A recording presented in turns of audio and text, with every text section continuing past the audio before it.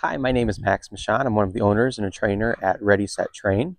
Today's video, we're going to go over how to teach your dog their name.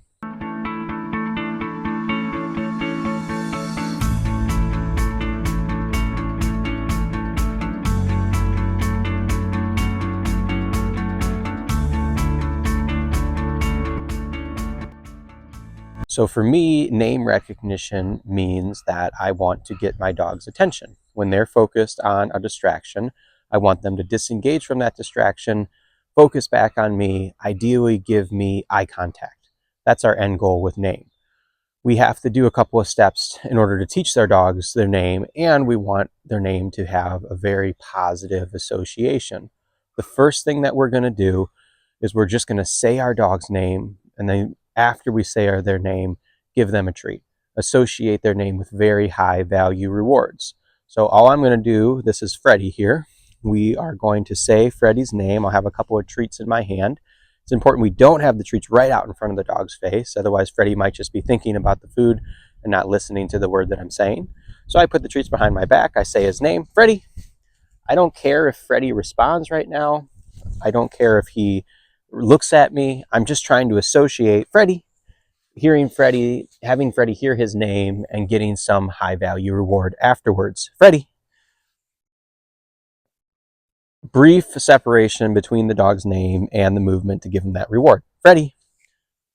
The other thing you should practice at this stage is saying your dog's name in different tones of voice. Freddie.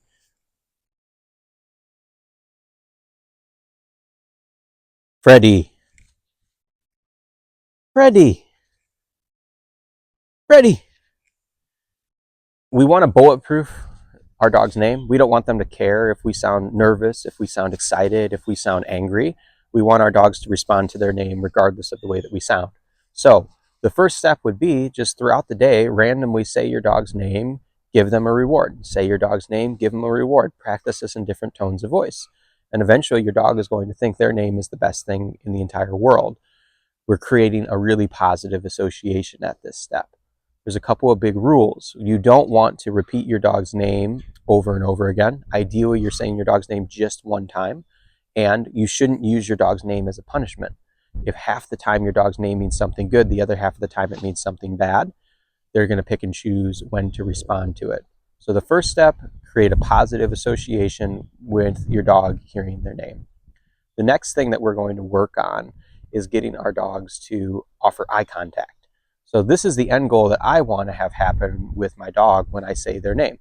They're distracted by the squirrel. When I say their name, I want them to look away from that squirrel and focus on me. A lot of dogs don't know how to offer eye contact on their own, though. So we're going to show an exercise of how to start to get your dog to offer uncued and unprompted eye contact. So what I'm going to do, I'm going to take a treat. I'm going to hold it to Freddie's nose for a second or two.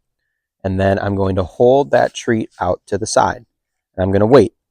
When Freddie looks at me, I mark, and then I give him that reward. I'm not saying his name. I'm not making a noise. I'm trying to have Freddie figure this out on his own. So again, I take a treat, hold it to his nose, hold it out to the side. When Freddie looks at me, I mark it with my clicker, and then I give him the reward. Some dogs might not look at you right away. They might stare at that treat. Just keep holding the treat out there. As long as they're focused on the food, they're still thinking about it, they're still engaged, they're trying to problem solve. Other dogs might do something inappropriate. If they jump at the treat, if they bark at the treat, just take the treat, put it behind your back for a second or two, and make them realize that that behavior didn't work to get the reward that they wanted. We are looking to build some duration with this too. So at first, I am asking Freddie to just look at me for a second. I'm marking the second he looks at me, but over time, I'd like to build some duration with this. So you go at first every second that the dog looks at you, then it's 1 or 2 seconds, 3 or 4 seconds. We build this up slowly. But this is an exercise to start to get your dog to offer eye contact.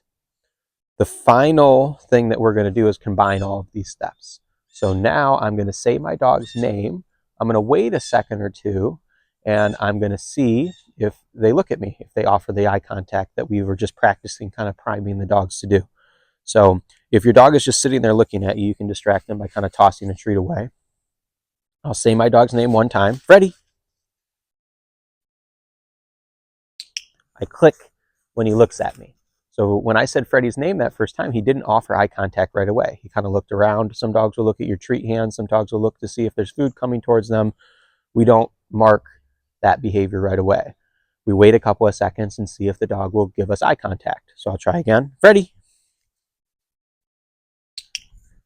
Then I click right when Freddie looks at me. Freddie.